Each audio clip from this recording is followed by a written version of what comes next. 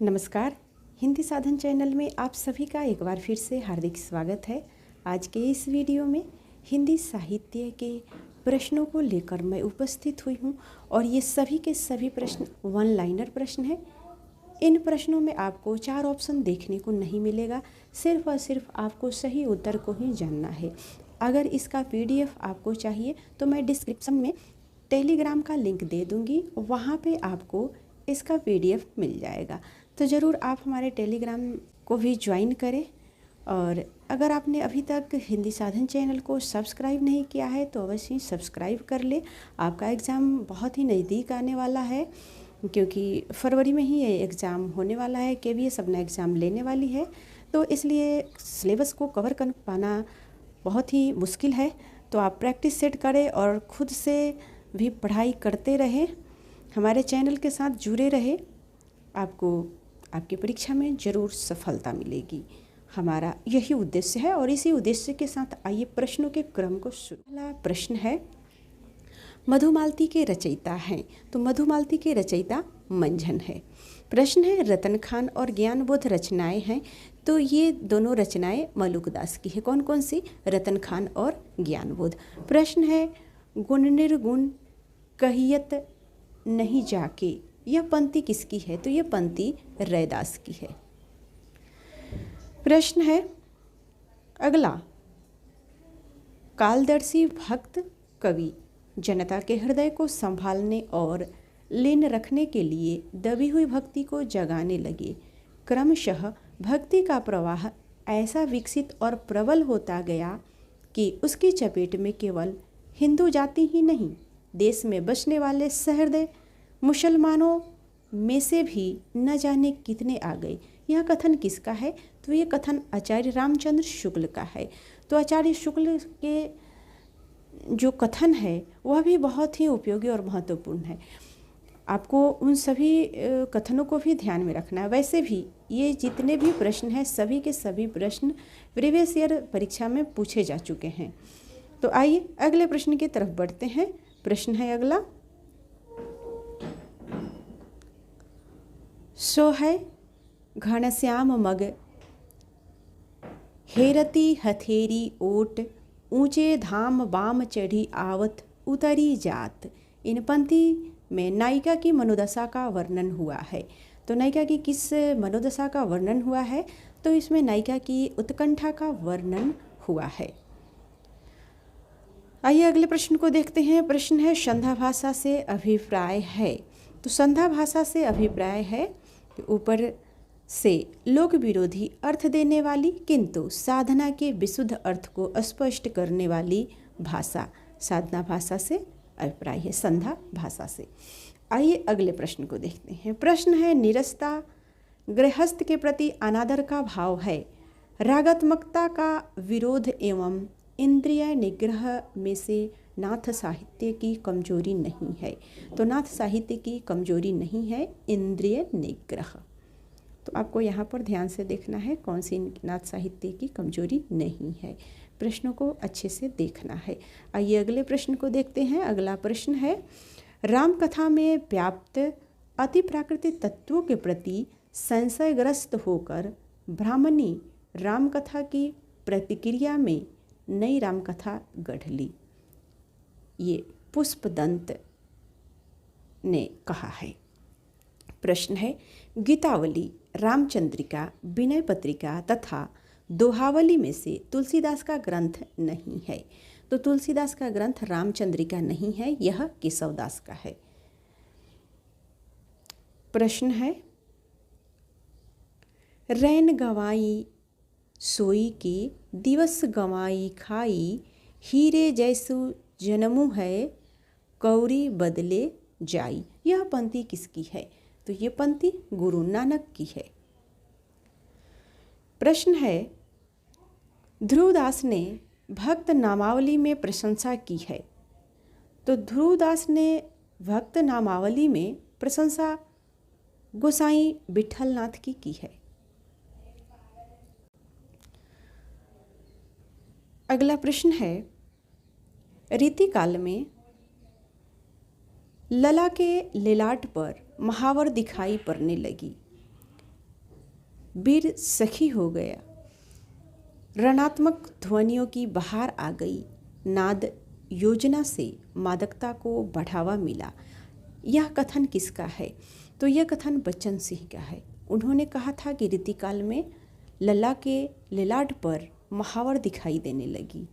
महावर जो पैरों में लगाया जाता है, स्त्री अपने श्रृंगार के लिए पैरों में लगाती है, जिसे आलता के नाम से भी जाना जाता है। तो ऐसा कथन बच्चन सिंह ने कहा है।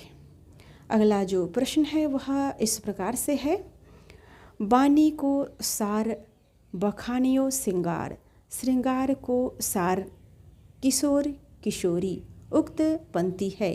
तो ये जो पंक्ति है कि बानी को सार बखानियो श्रृंगार, श्रृंगार को सार किशोर किशोरी, तो ये देव की पंक्ति है। पंक्तियों से भी आजकल बहुत प्रश्न पूछे जा रहे हैं और आसान और सीधे तरीके से प्रश्न नहीं पूछे जा रहे हैं। प्रश्न वही है जो आजकल आ रहे हैं, तो आपको इन प्रश्नों को अच्छे से तैयारी करना है। आइए अगले प्रश्न को देखते हैं। नायिका भेद की संकीर्ण सीमा में जितना लोकचित आ सकता था, इस काल रीति का उतना चित्र निश्चय ही विश्वसनीय और मनोरम है। यह कथन है हजारी प्रसाद द्विवेदी का। अगला प्रश्न है, मतीराम ने ललित ललाम का मुख्य वर्ण विषय है।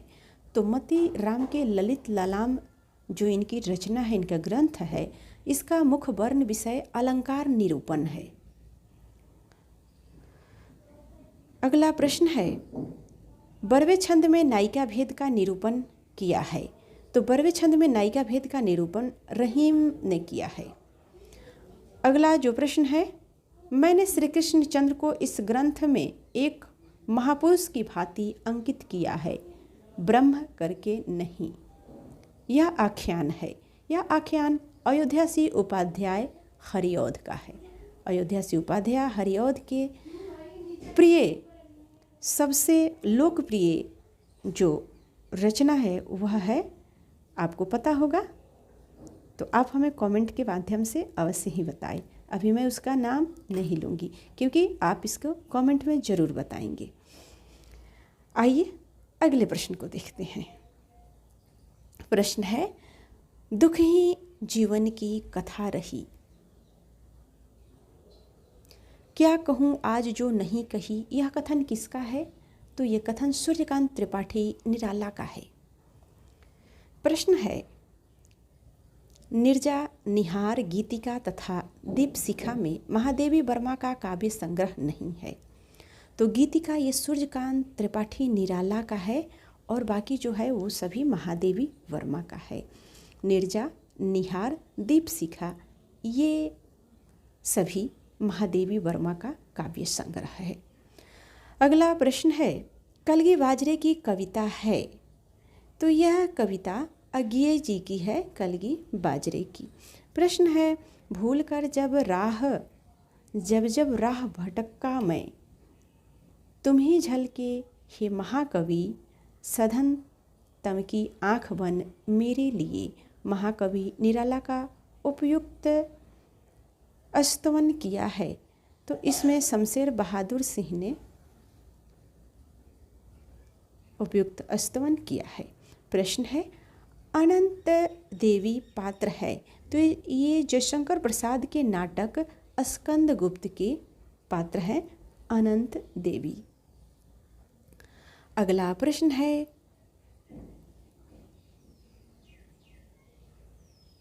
छठा बेटा, सिंदूर की होली, अंजो दीदी, अलग अलग रास्ते नाटकों में उपेंद्र नाथ अस्क का नहीं है। तो सिंदूर की होली उपेंद्र नाथ अस्क का नहीं है, ये लक्ष्मी नारायण लाल मिश्र का यह नाटक है। अगला प्रश्न है, नायक खलनायक विदूषक शकुंतला की अंगूठी, द्रौपदी एवं 8वां सर्ग। सुरेंद्र वर्मा की अभिव्यक्ति की स्वतंत्रता का प्रश्न उठाया गया है। तो सुरेंद्र वर्मा की अभिव्यक्ति का प्रश्न उठाया गया है उनके 8वां सर्ग नाटक में। अगला प्रश्न है, फणीश्वर नाथ रेणु द्वारा रचित कहानी ठेस का नायक है। तो ठेस का नायक सिरचन है। प्रश्न है, राग दरबारी उपन्यास में वर्णित गांव है। तो शिवपालगंज गांव का वर्णन राग दरबारी उपन्यास में किया गया है। प्रश्न है अगला, पुनर्वा अनाम दास का पोथा, बाण भट्ट की आत्मकथा एवं चारुचंद्र लेख में से हजारी प्रसाद द्विवेदी के द्वारा रचित पहला उपन्यास है। तो ये सभी रचनाएं हजारी प्रसाद द्विवेदी की है, लेकिन इसमें पहला उपन्यास है बाण भट्ट की आत्मकथा। अगला प्रश्न है, पहला गिरमिटिया तोरो कारा तोरो अभिज्ञान और मृत्युंजय में से महात्मा गांधी के जीवन पर आधारित उपन्यास है। तो महात्मा गांधी के जीवन पर आधारित उपन्यास पहला गिरमिटिया है। अगला प्रश्न है, पीली आंधी उपन्यास की लेखिका है। तो प्रभा खेतान पीली आंधी उपन्यास की लेखिका है। प्रश्न है, घुमक्कर शास्त्र यात्रा वृत्त के लेखक है। तो राहुल संकृत्यायन घुमक्कर शास्त्र यात्रा वृत्तांत के लेखक हैं। प्रश्न है अगला, रेंजल धनजन रिपोर्तार्ज के लेखक है। फणीश्वर नाथ रेणु इस रिपोर्तार्ज के लेखक हैं। अगला प्रश्न है, प्रवासी की डायरी के लेखक है। तो हरिवंश राय बच्चन प्रवासी की डायरी के लेखक हैं। प्रश्न है, वृंदावन लाल वर्मा की आत्मकथा है। तो इनकी आत्मकथा है अपनी कहानी। अगला प्रश्न है, अतीत के चलचित्र, स्मृति की रेखाएं, पथ के साथी एवं माटी की मूर्तें में से महादेवी वर्मा के द्वारा रचित रेखा चित्र नहीं है। तो माटी की मूर्तें यह राम वृक्ष बेनीपुरी का लिखा हुआ रचना है, ये महादेवी वर्मा की नहीं है, और जितनी भी रचनाएं हैं ये महादेवी वर्मा की है। अगला प्रश्न है, काव्यालंकार सार संग्रह रचना है। तो यह उद्भट की रचना है। प्रश्न है, भामह दंडी उद्भट एवं कुंतक में से अलंकारवादी नहीं है। तो कुंतक अलंकारवादी नहीं है। प्रश्न है, काव्य को प्रकृति की अनुकृति कहा है। तो काव्य को प्रकृति की अनुकृति किसने कहा है? अरस्तु ने कहा है। प्रश्न है, रस निष्पत्ति के संदर्भ में उत्पत्तिवाद का सिद्धांत है। तो उत्पत्तिवाद का सिद्धांत भट्ट लोलट का है। प्रश्न है, हिंदी साहित्य के 80 वर्ष के लेखक हैं। तो हिंदी साहित्य के 80 वर्ष के लेखक शिवदान सिंह चौहान है। अगला प्रश्न है, प्रिंसिपल ऑफ लिटरेरी क्रिटिसिज्म के लेखक है I.A. रिचर्ड्स इसके लेखक। प्रश्न है, जन्मकाल की दृष्टि से रचनाकालों का सही अनुक्रम है। तो रैदास, मीरा, रज्जब, मलुकदास ये सही अनुक्रम है। प्रश्न है, प्रकाशन वर्ष की दृष्टि से काव्य कृतियों का सही अनुक्रम है। तो सही अनुक्रम है ठंडा लोहा 1952 ईस्वी, आत्महत्या के विरुद्ध 1967 ईस्वी, संसद से सड़क तक 1972 ईस्वी, उदिता 1980 ईस्वी।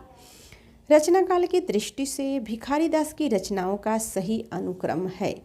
तो भिखारीदास की रचनाओं का सही अनुक्रम है रस सारांश 1974 ईस्वी, छंदारण पिंगल 1942 ईस्वी, काव्य निर्णय क्षमा करें रस सारांश 1734 ईस्वी, छंदारण पिंगल 1742 ईस्वी, काव्य निर्णय 1746 ईस्वी, श्रृंगार निर्णय 1750 ईस्वी।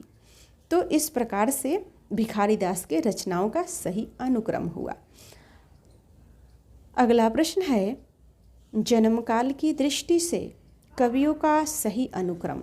तो कवियों का सही अनुक्रम जन्मकाल की दृष्टि से कुछ इस प्रकार से है। माखनलाल चतुर्वेदी 1889 से 1968 ईस्वी, सियाराम शरण गुप्त 1895 से 1963 ईस्वी, बालकृष्ण शर्मा नवीन 1897 से 1960 ईस्वी, भगवती चरण वर्मा 1903 से 1981 ईस्वी। इस प्रकार से इन कवियों का जन्म का सही अनुक्रम है। प्रश्न है, प्रकाशन वर्ष के दृष्टि से कृतियों का सही अनुक्रम है। तो प्रकाशन वर्ष के अनुसार कृतियों का सही अनुक्रम हो जाएगा ग्रंथि 1920 ईस्वी, अनामिका 1923 ईस्वी, आंसू 1925 ईस्वी, ग्रंथि 1929 ईस्वी, निहार 1930 ईस्वी। तो इस प्रकार से आजकल जो प्रश्न पूछे जा रहे हैं उसमें प्रकाशन वर्ष के अनुसार से प्रश्न आपको 2-3 जरूर देखने को मिलते हैं, जन्म काल से और कवियों के। यहाँ पर जैसे हमने अभी देखा है जन्म काल की दृष्टि से, और कवियों की रचनाओं के क्रम को भी पूछा जा रहा है। तो सभी के सभी प्रश्न महत्वपूर्ण है। अगर आपको अच्छे से अगर समझ में नहीं आया हो तो वीडियो को दोबारा ज़रूर देख लें और ध्यान से देखें, क्योंकि आपका एग्ज़ाम नज़दीक आ गया है। तो आप पूरी ज़ोर शोर से आप तैयारी में लग जाएं। तो इसी उद्देश्य के साथ आज के वीडियो यहीं पे ख़त्म होता है। मिलते हैं अगले वीडियो में।